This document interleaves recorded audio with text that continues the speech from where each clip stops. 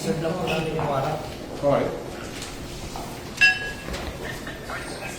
Ikaw po ba si Norman Magusig po? Alias Francis Leo Marcos? Hindi.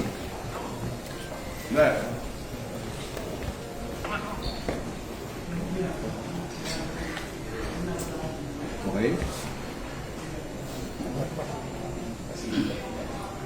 Parang saan yan? Bago pa po yun, ayanin pong masahan ko po kayo ng ano. Kita mo, sir? Kita mo? Operatiba ng CIBD. Kayo po ba, ulitin ko po, kayo po ba si Norman Mangusig alias Francis Leo Marcos? Yes, ako.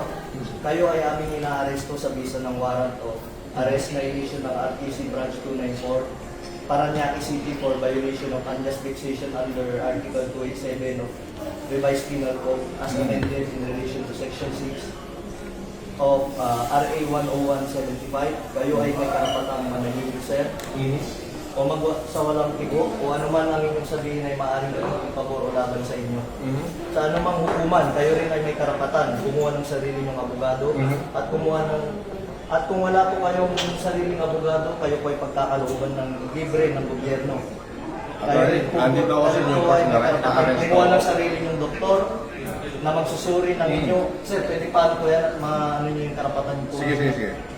Kayo rin po ay may karapatan po magpasuri sa sino mang doktor at kung wala po kayong kakayahan ay pagkakalooban po kayo ng libre din po ng gobyerno ng doktor na susuri po sa inyo.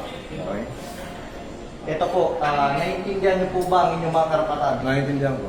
Okay po, kayo po ay sasama po sa amin para po sa inyong... Attorney, ito po, basahin po. unjust vexation daw sa Parañaque.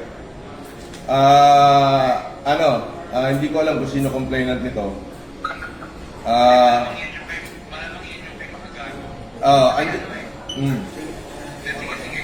Andito ako sa Newport, ina-arresto na nila ako, sasama ako ngayon, hindi ko natatapusin itong pagkain ko.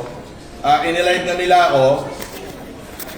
Pwede bang sasama na lang ako, Brad? Huwag mo na ako ipahiya. Hindi, kailangan po kasi may procedure po tayo. Sige, sandali. Hiramin ko lang. May procedure po tayo, sir. Attorney, nasa ka ba?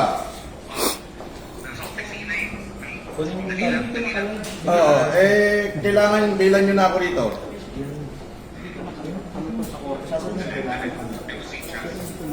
Nang live ko yun, lalabas ng live. Hindi naka-live ko.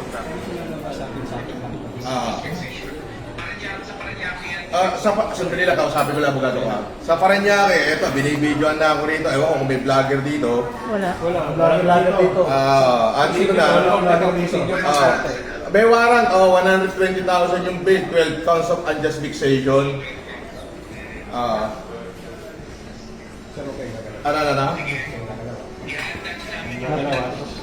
Kayo nagsasabi. Paano to, attorney? Andito naman pala, tinitigilan pa kami.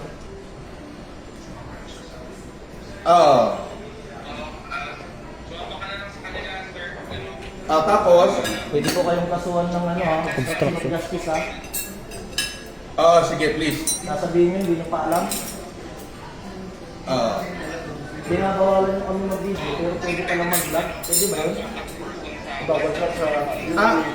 Sino daw pwede contact person dito? Sa pag-video man, sir. Sir, sa CIDGNCR na lang, sir. Sa Camp Crame.